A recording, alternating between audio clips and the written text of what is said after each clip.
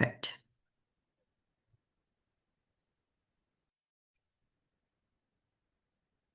All right, everybody. Thank you for being here. We are going to go ahead and get started and dive in. We'll give everyone a chance to hop in. Um, I am going to kick us off today. Charlotte is here, and she will help us run the polls as well as put resources and information in the chat box as well. So I'm excited to be here with you all today. So we're going to talk today about secrets to turning applications into job offers. And our main focus today will be follow up, what we need to be doing in order to follow up more effectively with prospective employers, hiring managers, all that good stuff that I'm sure you have heard about before and heard this recommendation. Um, but most people don't do it as much as we actually want them to do. So, by way of very brief introduction, I'm proud to have partnered with Georgia Tech Alumni Association for eons, at least 10 plus years.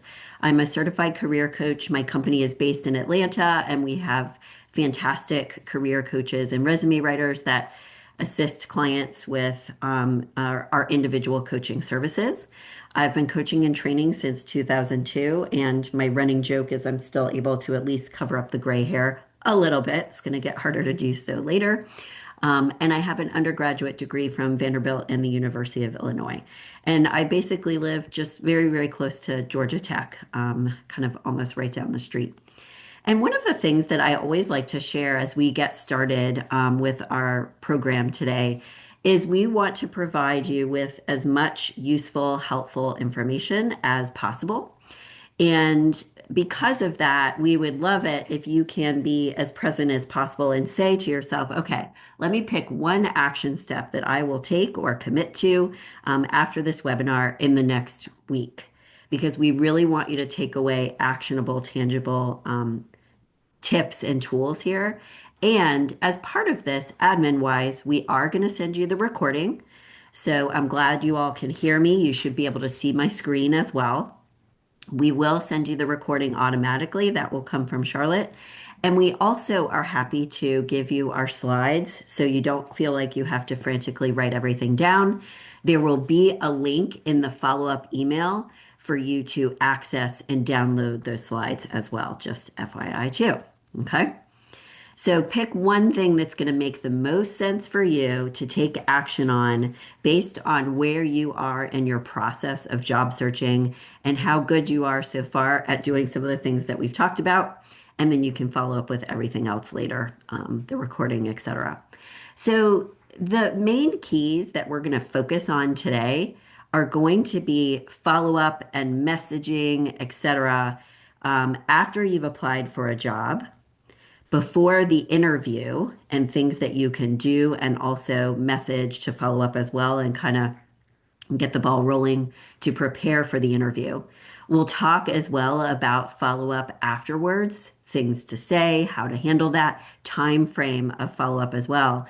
And then the last one, which a lot of our clients understandably ask about, is what do I do if I haven't heard back? Because plenty of people get ghosted after they apply for a job. We totally get that's part of the process. And how do we handle those things effectively? Really quickly, we are going to have the Q&A box open. I also have the chat box open. So please do me a favor and locate both of those because we will put in resources, information, etc. in the chat box. And we will have time for Q&A at the end of our program today, but I would love it if people would ask questions along the way. I prefer for these to be a little bit more interactive. We can learn from each other. So please don't feel like you have to hold your questions until the end. Please feel free to ask those as we progress, and I'm happy to stop in the moment in order to answer those so that we're addressing the different situations that you all have because a lot of applying for jobs and going through the interview process, et cetera, is very like specific to people's unique situation. You can use the QR code for the slides. There is also a link to the slides in the chat box. And as we said, you'll get this via email afterwards as well. So we would like to start out actually with a poll right away to make sure you're staying awake and awake after your lunch hour, so to speak. So we can go ahead and launch that, Charlotte, when you're ready, that first poll, because we'd love to hear kind of where people stand with this. And take your time filling this out because I'm going to say a couple of things as you're thinking this through. The reason why we are going to harp on follow up so much today is for multiple reasons that are listed on this slide. And we understand that it's not always the most comfortable thing for people to do. Sometimes they feel like, well, I'm bugging them. Well, what do I say? Like, don't I seem desperate or like I'm being a pest? And the bottom line from today that I want you to take away is that you can be assertive and almost like a pest as long as you're being professional and you're not like stalking the person. Okay. So we actually want people to err on the side more so of following up because most people don't do it as much as we want them to. So if we look at this first slide here, the bottom line too is that most candidates actually don't follow up. There's people out there, and I get it because it's easier to just apply online through LinkedIn or the company website or Glassdoor, the, job application or job boards that you use and just kind of mass apply and then hope something comes through. That would be nice if things would happen that way. And a lot of people do not actually follow up for almost any of, if at all, with any of those applications. And that doesn't go well because employers actually want you to follow up and demonstrate that you're interested in the job, et cetera. Now, I will say just really quickly that if in any place on the company website, in the job description posting, or anywhere else it says, do not follow up with us, we will get back to you. You do want to follow their instructions. So there are some caveats here. If they tell you specifically, don't reach out to us, you do want to be respectful of that. But outside of that, you want to follow up. The second reason why why follow up is really important is hiring teams and recruiters, they're overwhelmed. So please know that if you're thinking, well, gosh, I just applied, like, aren't they going to be like, this person is desperate? They're bugging me already.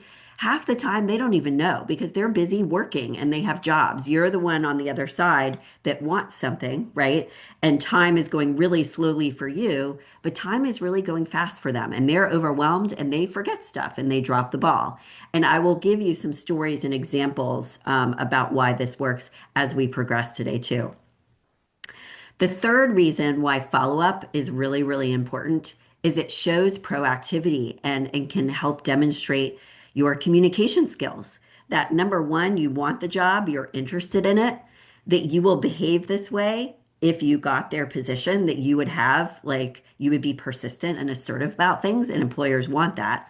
And it's also an opportunity to demonstrate and show your communication skills as well. So, Charlotte, if we could share the results for the poll, that would be great. And if I missed them, awesome. Thank you. That's perfect. So, let's take a look at these for a second because please know you're not alone. Most people don't follow up either at all or as much as we want them to. And it's completely understandable to not know what to say, worrying that you're going to seem pushy or annoying. We see and hear this all the time from our clients. And the staying organized and remembering to do it, it's a big deal too. So, we're going to talk about all of these scenarios. And as we said a moment ago, remember, they're really busy. Half the time, they're not even going to remember or know when you followed up with them originally. They're going to be like, oh, cool, this person, wants our job and is interested, and they're getting their name to the top of the pile. So totally understand. We hear these things all the time, and they make perfect sense. And we'll deal with each of these.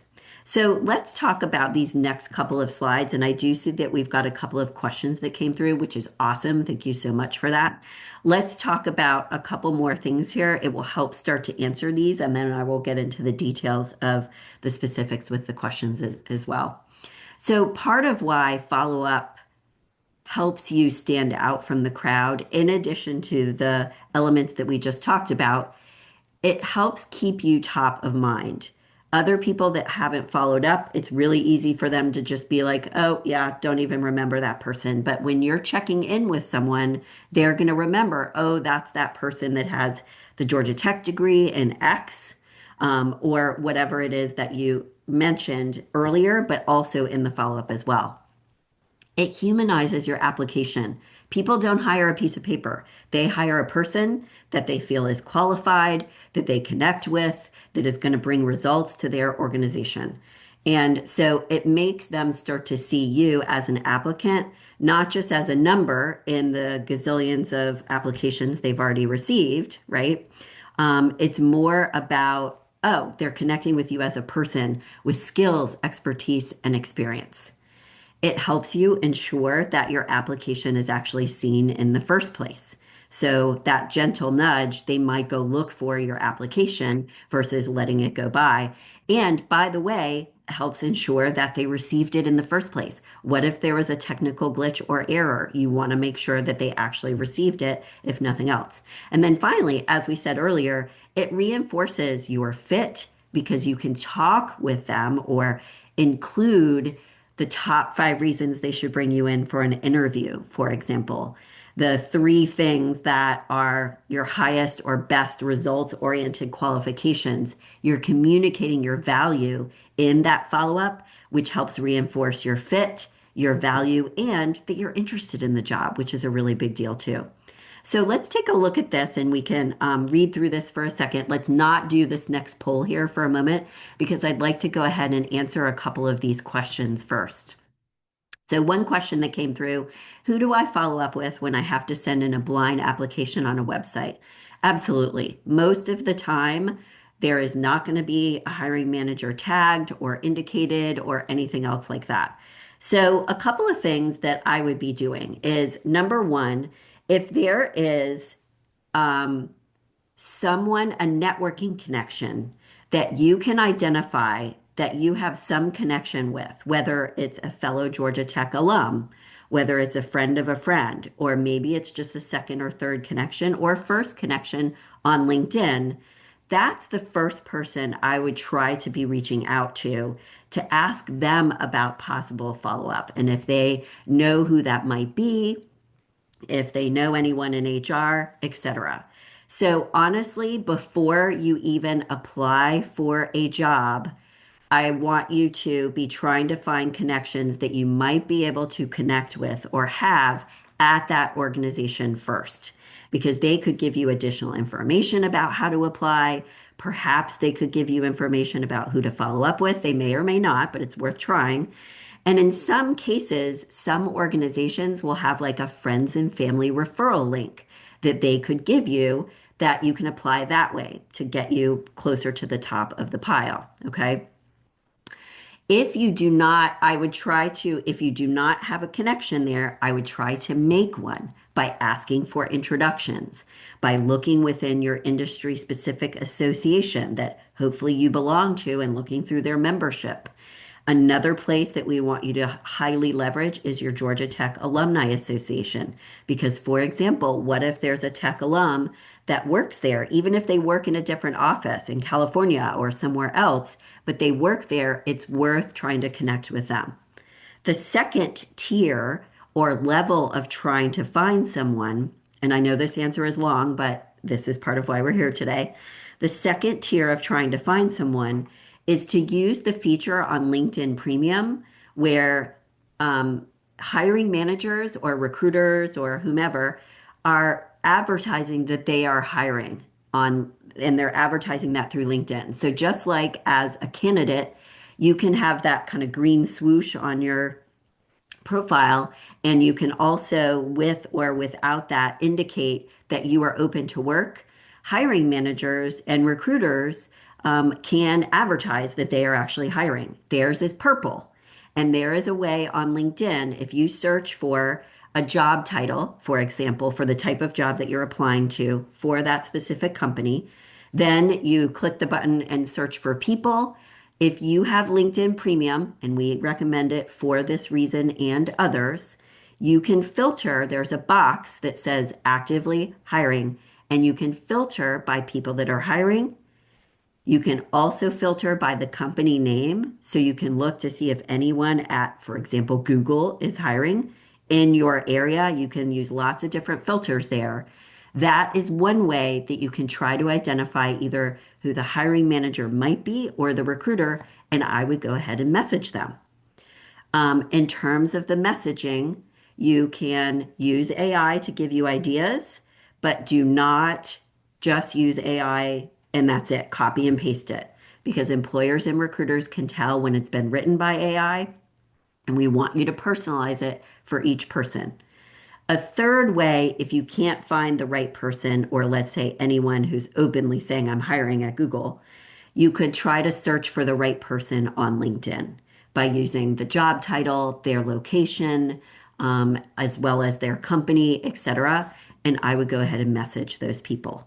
Now, I realize that some of these messages may be cold because, like we said, we're doing this kind of as a stair stepping kind of exercise, if you will, where you're trying to find warm leads first and then going towards cold leads afterwards. But when people are advertising or saying that they're hiring on LinkedIn, they're obviously open to being contacted. So I would message them, do not feel like you're being a pest. You are being professional and doing your due diligence because you want that job. And you're showing them that you want it by doing that follow up. So hopefully that answers as a starting point. And Charlotte, if there's the way you can mark that as answered, that'd be great. Okay, thank you. Second, do hiring managers usually respond if candidates do follow up? Great question. No, they're not always going to respond. But what I will tell you, and I'll use a quick story actually for one example right now, is one of our clients. She was working with, I believe it was actually an internal recruiter for this particular role. So it wasn't a hiring manager per se, but it's still relevant to this situation and this question. And they had gone back and forth. You know, she had followed up and said, I'd love to come in for an interview. They said that they would get back with her, and they didn't. And she had followed up even one more time and hadn't heard anything back. It had been a couple of weeks. And this client was really interested in that job. She was on the phone with her coach at the time, working with us. And the coach said, like we always do, well, what's the harm in following up one more time? Like, you know, worst case, you get a no or no response. And she reached out to that person right then and there on LinkedIn. And I know this is like a very good story, but I want you to know that it happens. The person actually got back to her right then and there on LinkedIn and said, so sorry, I've just been incredibly swamped. Yes, let's please bring you in for an interview.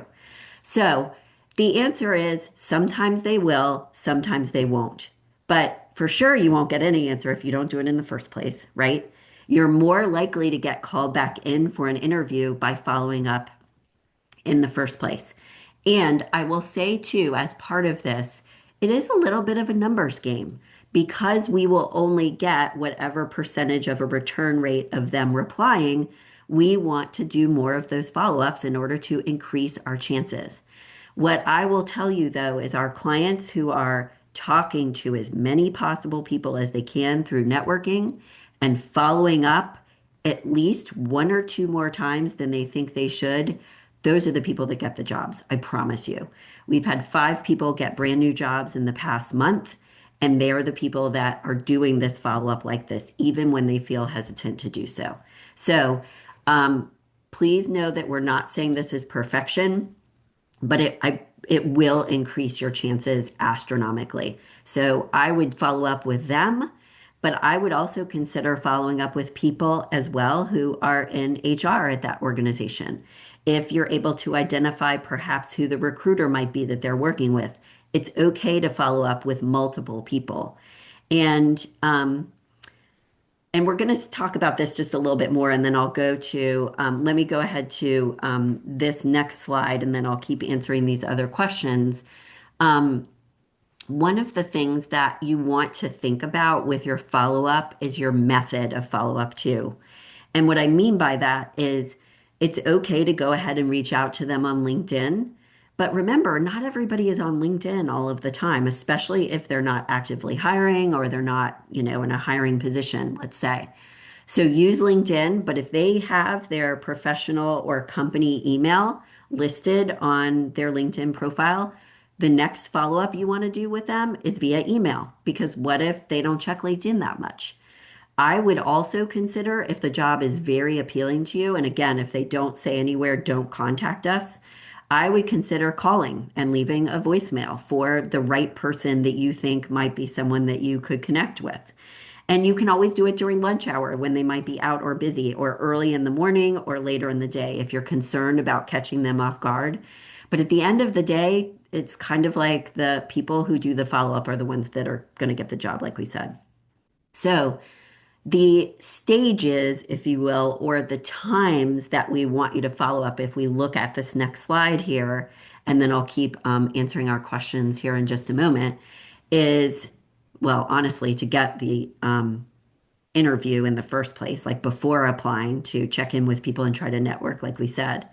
But also after your application, follow up to make sure that they received it in the first place, and find out what the next steps are. What is their hiring timeline? Following up and checking in before the interview. And we'll give you guidelines for all of these in the next several slides. So before the interview, after the interview, and when you haven't heard back, because inevitably we're not going to hear back from a lot of people. Hiring always takes longer than we expect it to on both ends of the street. So that's normal. So let's do this next poll if we could, Charlotte, and then I'm going to go to this next slide and we'll start to answer some of these other questions as well. And by the way, as you're thinking about these poll questions, it's totally understandable if you're like, gosh, I'm not confident about any of them.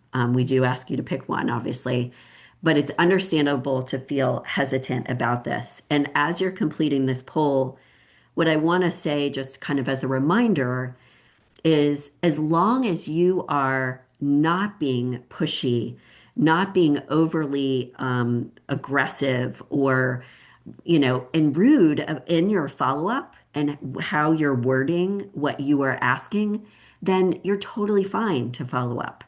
If you feel like you need help with this, get a coach, ask a mentor, ask other friends or family members for help kind of reviewing your content. But remember too that AI can help you with this, and LinkedIn Premium, when you are trying to message people, whether they're cold leads or warm leads, they give you AI prompts for what you could say in a message. So please do be careful about what you're saying. You're thanking them, you're saying, please, would you mind sharing this or whatever? I appreciate your time. And as long as you're doing those things and you're being polite about it, it's completely fine. So let's share our results with this poll. And again, like I said, I get it if it's kind of across the board. After submitting an application, I know that feels kind of weird. Sometimes remember you'll get that automated message of, you'll hear back from us from, within X date or whatever. And if you don't hear back from them either at all or within that time frame, fair game to go ahead and follow up with them. After the interview, it looks like people feel more comfortable with that, which is great. And then after not hearing back by the expected timeline, which happens all the time. So we'll talk about each of these, and please continue to ask the questions that you're asking about wording, et cetera, et cetera. Hopefully in the chat, the question is who I should follow up with after I submit my application in the system. This would go back, I think, to our other question about trying to identify who the hiring manager might be. I would also look for someone who might be in human resources, and you could ask them that question as well. And if they've got like a talent acquisition department, those are the types of people that you could follow up with. So let's look at this next slide, and then we'll start to go through these additional questions. So after applying, it can be a very short email just to confirm that your application was seen. The little nugget I would add in that is I would also, I just wanted to confirm that you received my application. Is there an expected timeline that you know of that I could look forward to hearing back from you, so that you get a sense of what their hiring kind of time frame is? And please feel free to let me know if you need any additional information from me. So there's an example on the right-hand side of kind of like a baseline that you can use.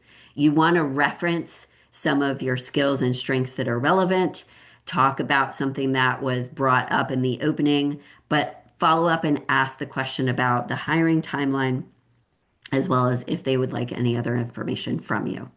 and someone's talking about a cover letter. So let me just, or asking, let me answer that quickly. In today's digital age, how important are cover letters? Totally get that. And the trouble with this one is that it depends on the employer. So here's what I'll say. We've had clients say, I never read the cover letter, all the way to other clients. Someone who worked at Harvard Business School said, that's the first thing I read. And she was, in a hiring manager position. So it's across the board.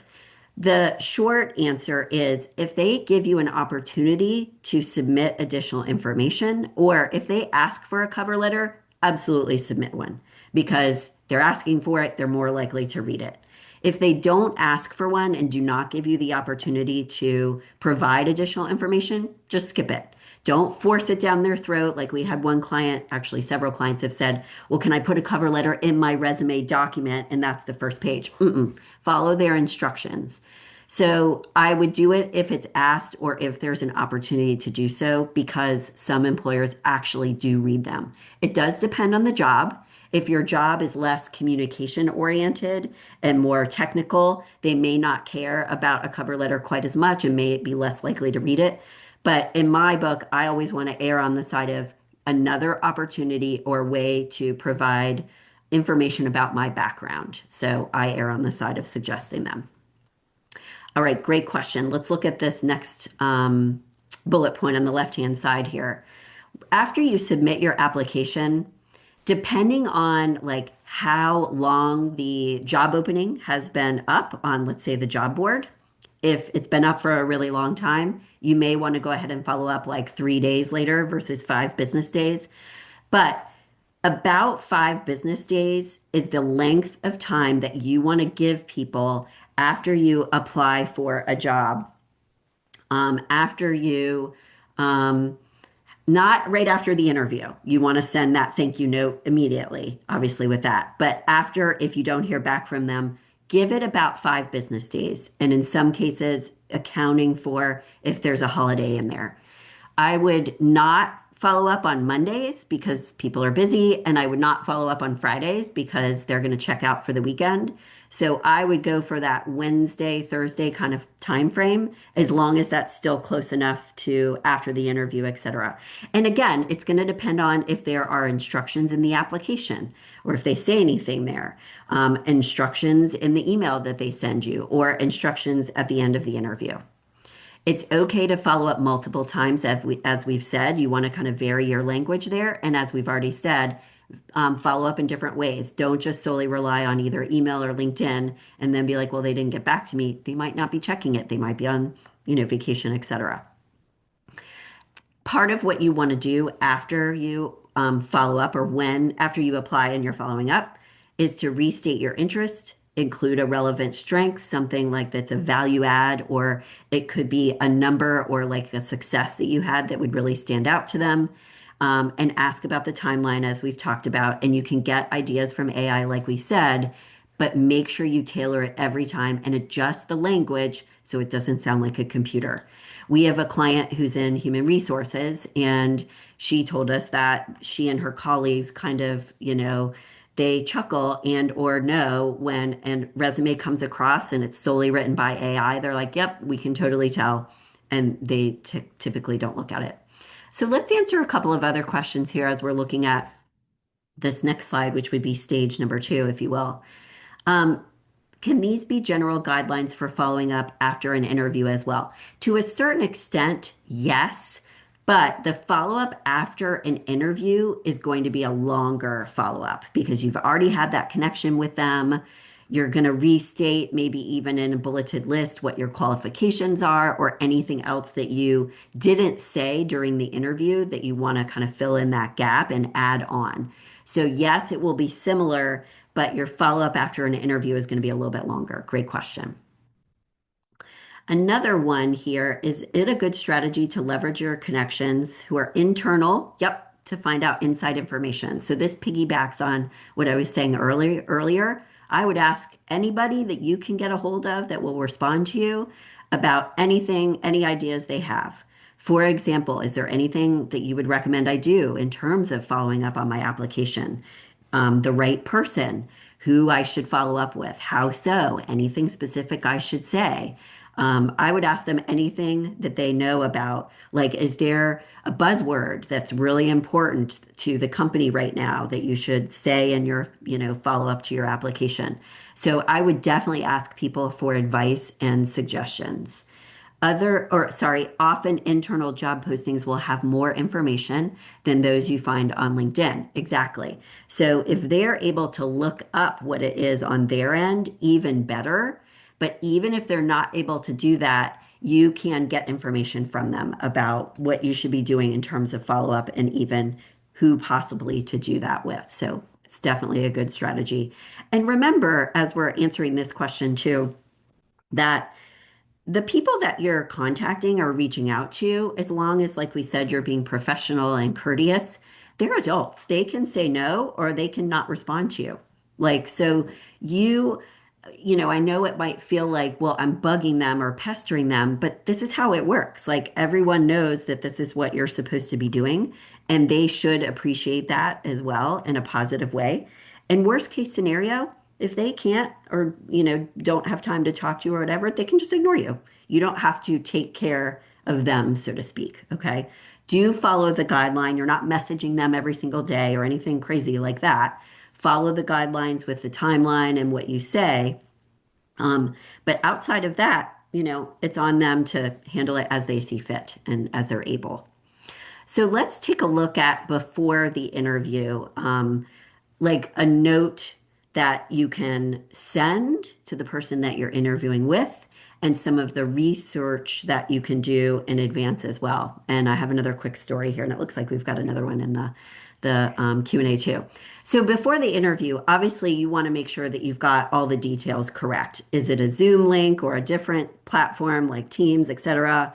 How long will we have? Will it be 30 minutes? Will it be an hour? Just confirming all of those details. Could you remind me or let me know who I will be speaking with and how many people, all the other good stuff, and express your enthusiasm. I would research, if we look at the bottom of this slide here, research the people that you're going to be talking to so that you can find out if you have any common ground, something that they might relate to that you could speak to in the interview. So that you understand who you're speaking with and can tailor your questions and your responses as appropriate as well. And as part of this, with interviews, you don't want to go in not already knowing something about the organization and what's going on with them and basic information that you can find online. If there is a recruiter involved in your process, internal or external, totally okay to ask them for advice. Like, I want to put my best foot forward in this interview. And this would be separate in some cases, depending on how it's set up for with confirming the details. But do you have any advice? Anything that I should prepare for specifically? I'm going to go ahead to this next slide so you can take a look at this. I would say this is pretty short and sweet. Excuse me. What I would add to this is I would add, I want to confirm the details, like the date, the Zoom link, everything else. Just make sure you have everything that's really, really clear. But these are some of the other things that you can say. So we had a client once who actually, she was brought in for an initial interview for a job at Emory here in Atlanta. She was highly qualified, felt really great about it. And after the first interview, shockingly for her, they said, we're not bringing you back for a second interview. And there was a recruiter involved. And she said, what are you talking about? That's crazy.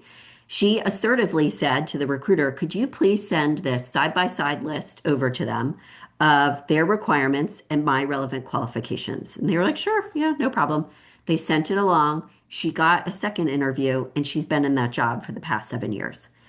If she had not done that, she wouldn't have this job. And this is my point again of getting creative with your follow-up, being persistent when you feel really confident about the job, especially doing it in a professional way, because you just never know what's going to happen.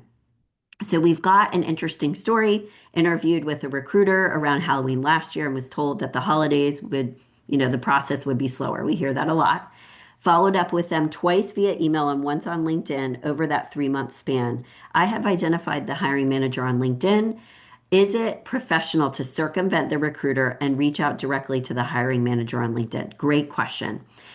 I would do this if I were you, but I would be upfront about like the fact that you have connected with the recruiter in the past or whatever the situation was, and even say, I do want to follow the process and what needs to happen here, but I just wanted to express directly to you specifically that I'm very interested in the job and I would love to be brought in for an interview. So it's almost like you're just saying, I want to reach out to you directly, but you're acknowledging that they may have a process. But honestly, I would circumvent the recruiter because you just don't know. And worst case scenario, you get brought in for an interview or they're like, you weren't supposed to do that. Well, I would want to get noticed in some way, shape, or form. So that would be my short answer or long answer to that. I would definitely do it. Just be upfront about your acknowledging their process and willing to be respectful of it. I did want to mention just one really quick thing before we keep going. Most of you, if you have attended a webinar with us, obviously we offer coaching services. I'd be happy to speak with anyone who feels like they need additional help with anything that we're talking about today. I'm going to put the coupon code that we provide to Georgia Tech alum. You can schedule a free consult with me using the QR code here. Or I put a link in the chat box. I'd be happy to talk with you about whether working with us is the right fit for you or not. If you decide to do something by, just going online to our website, or even after that, you can use this coupon code. You get a 10% discount on everything across the board. So let's look at this next slide, and I'm going to go ahead and answer a couple more questions that came up. Following up after an internship, stories of a person who reached out for a reference from her supervisor shortly after, and her supervisor agreed at the time. But after that time, the supervisor no longer replies to her emails. Does this mean her supervisor is actually not satisfied with her performance? And no, this isn't a tangent. Thank you for asking. Um, I would guess, my guess would be more so that the supervisor is just busy. Um, so it's a bummer if they're not willing to be a reference. And if it were me, I would be careful I would try to find other references just to be safe. I don't think that the supervisor necessarily has changed their mind and not happy. They might just be, busy and unable to stay in touch or whatever it is. But if it were me to be on the safe side, I would try to find some other references, or I might reach out to that supervisor either via email or LinkedIn and just say, hey, I wanted to just check in with you to find out if you were still okay with being a reference. And if they don't answer you, probably want to let it go. But maybe they're just not responding to those more personal emails for whatever reason. All right, so let's talk about these. Oh, good. Okay, thank you, Robert, for letting me know. Ooh, sorry, for letting me know I answered the question. So after the interview, if we look at the left-hand side, this is the most important follow-up is after the interview. You want to do it within 24 hours. Obviously, you want to thank them, but we want you to reference something specific that was mentioned during the interview. So it shows you're paying attention, you're engaged, all that other good stuff. Reconnect your strengths and skills, etc., to their needs because at the end of the day, they care about the results that you can provide to them.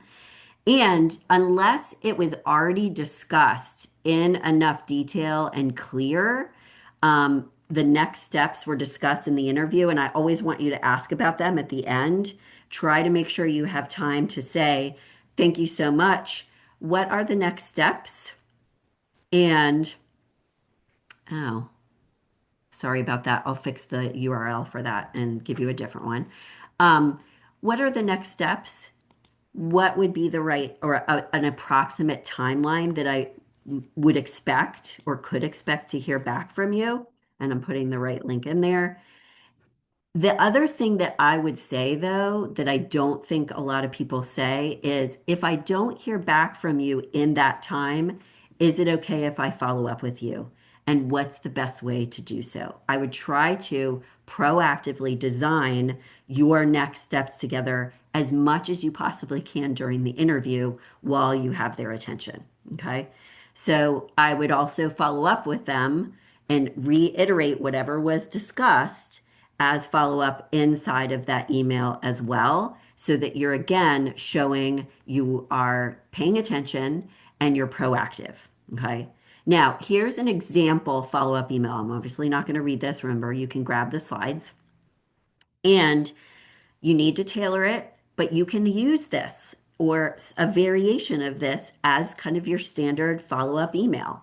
We don't want people to have to reinvent the wheel every time. So, one kind of separate but related tip I would suggest is to create a Word document or just a document wherever, notes, whatever, that you have all of your pre-created content.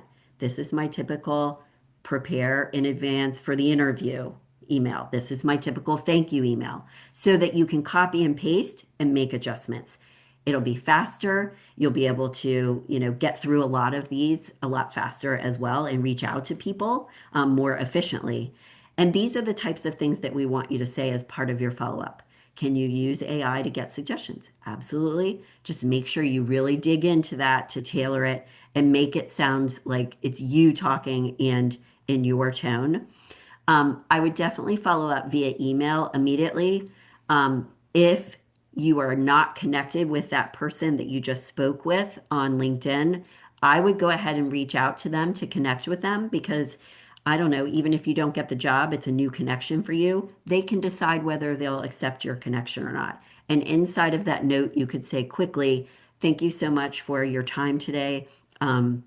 Very excited about this position or whatever it is and connect with them. I will say too that I like it when people try to get their mailing address, like not home, but their work mailing address, because I think a personal message or a personal handwritten note goes a long way these days. I know it sounds old school, but I just think it's another reason or way to remind them that you're there and remind them of you. And that's kind of what we're trying to do is come up with excuses or reasons to do that.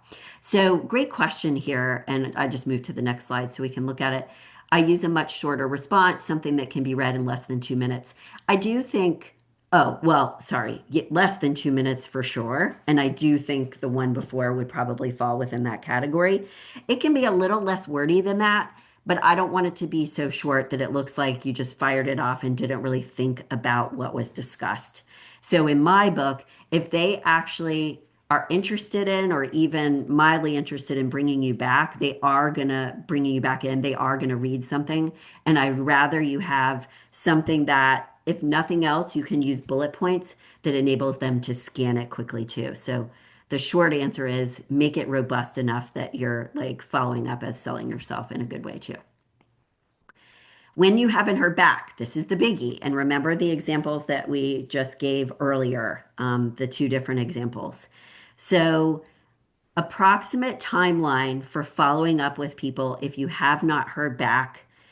It can be every 7 to 10 days if you're including like weekdays in there, and you can space it out a little bit more. If, let's say, you haven't heard from them twice, you may want to give them just a little bit more time and space. Keep the communication warm and respectful, like we've talked about already. And sorry, let me go back to the set 5 to 7 days, etc. I think the proper range, depending on like what they say in the interview, if you've had one, or what they say in the job description, or how long the job has been posted, like between 5 and 10 business days, give or take.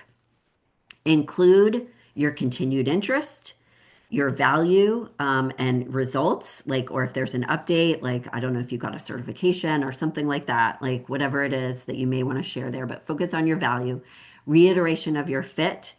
And remember that just because you don't hear back from someone, I think understandably, we all assume they don't want me to come in or they don't want me or whatever it is. And I get that.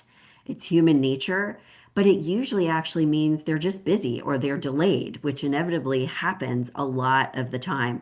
We had someone, and I know this is sort of a different example, but someone who heard back from a recruiter a year later with a job that was perfect for her, but it was a whole year before she heard back from that person. I'm not saying wait a year, but you get the gist, okay? Don't make assumptions about what things mean just because you don't hear from them or whatever it is. It goes back to the question that was asked just a moment ago. We tend to make the negative assumption, make a positive assumption instead and say, I'm sure they're just busy. Let me follow up with them, but in the right timeline and be courteous and professional about it. How long to wait? Oh, question in the QA box, and then you can take a look at this, follow up. How long to wait before reaching out after having a technical interview and being told they would like to hire but are currently on a freeze? I would go back to them immediately and say, thank you so much for letting me know. Do you have any sense of what the timeline of the hiring freeze might be? And what would be a good timeline for me to follow up with you? They may ignore you and then you have to make it up and you might sit, I would do it every month, give or take, because a monthly kind of time frame makes sense. But try to get more information out of them if you can so that you have more of the answers for it. Um, the basic, or I keep saying bottom line, I realize, but the goal here is to keep the conversation going. So it is okay to ask clarifying questions. They, again, can respond to you or not, or they might say, I don't really know. Feel free to follow up in a month or whatever it is. Or they don't respond and you just follow up in a month. Now, I wanted to share in the next couple of slides, couple of tools. So these are some good AI tools that can help you with your follow-up to write messages that are more impactful. Track the timelines of when you've reached out to people, et cetera. You can use an Excel spreadsheet. These tools here at the bottom, like Teal, for example, can help you track your search. So there are resources out there that can help you stay organized, proactive, and effective with your follow-up.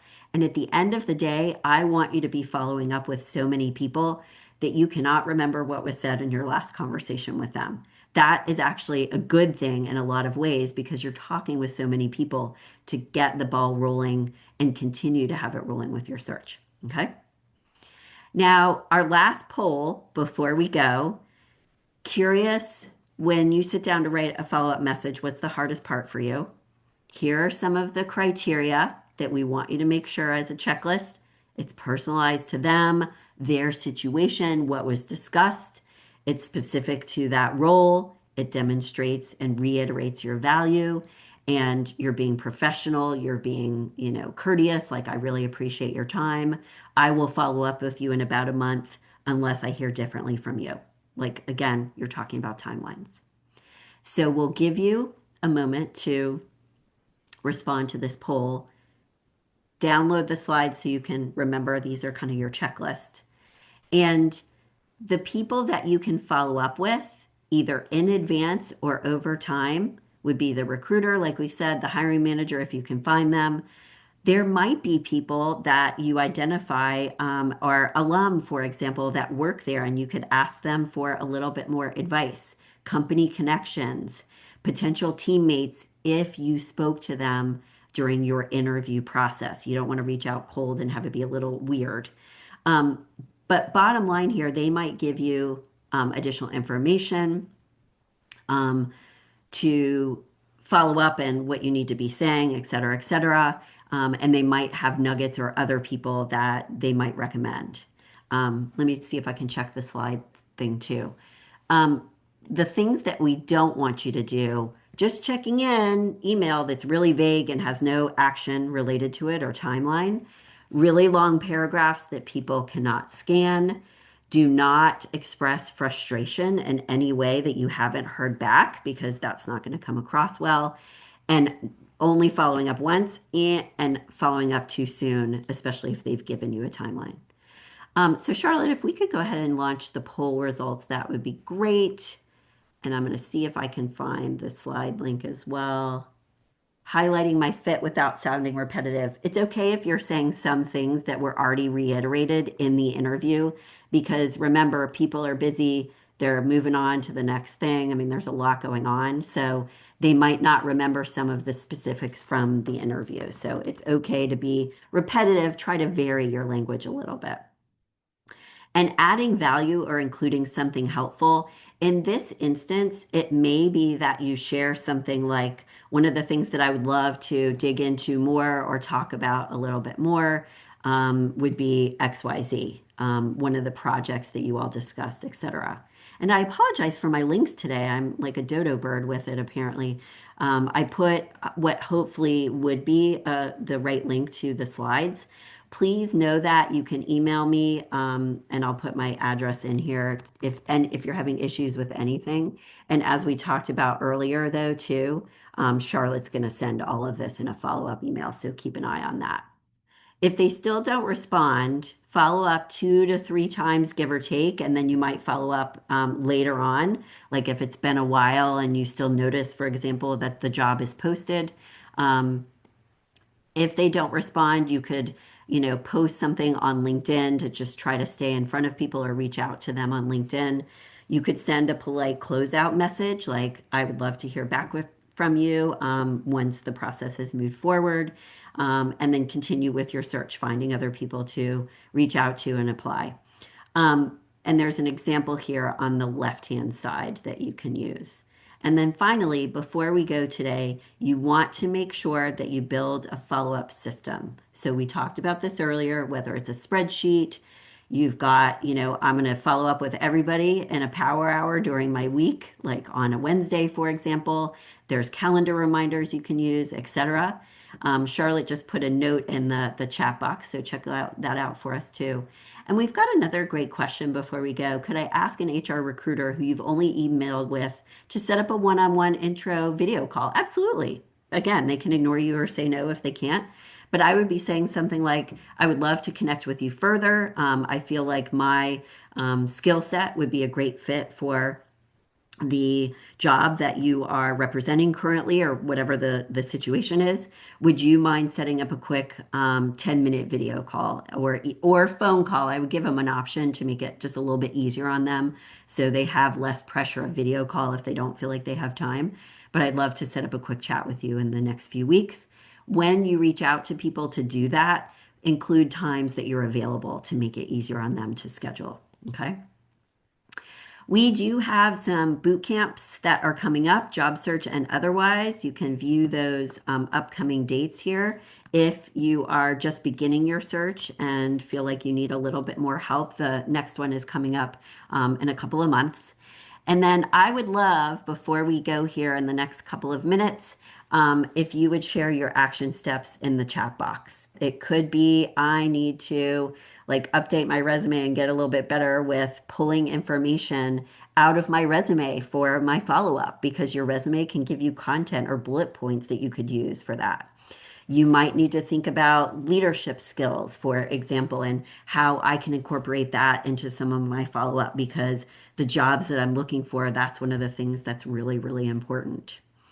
So, Charlotte, if you would like to share anything else in the chat, please feel free to do that.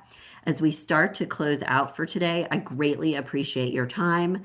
As a reminder, you will get follow-up information for everything on Friday with a link to the recording, the slides, and my schedule a consult. You can also get the slides here or there. And please let us know what you thought of the program. I welcome your feedback, etc. And it looks like we've got one action step in the chat, which is great. I want to update my portfolio to show more seniority in my projects. So remember, professional pest in a good way. It will get you noticed. And another person is saying, want to more convincingly answer behavioral questions. Give me an example. That's awesome. Cool. Thank you for sharing your action steps. That helps with accountability.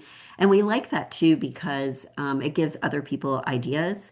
I hope this was helpful for you as a starting point. I know it can feel like a lot, but please know it is a little bit like a snowball where it will improve over time. As you get the ball rolling, you will start to improve your search. And yeah, the slides link in the email. We will make sure, Charlotte will make sure that we get that fixed so that the slides link that Charlotte sends out on Friday, we'll make sure that it's correct there. All right, cool. Thanks, everybody. We hope you have a wonderful day and good luck with your search. You're very welcome. Thanks for the thanks. And Charlotte, you might need to end it because I'm afraid I'm going to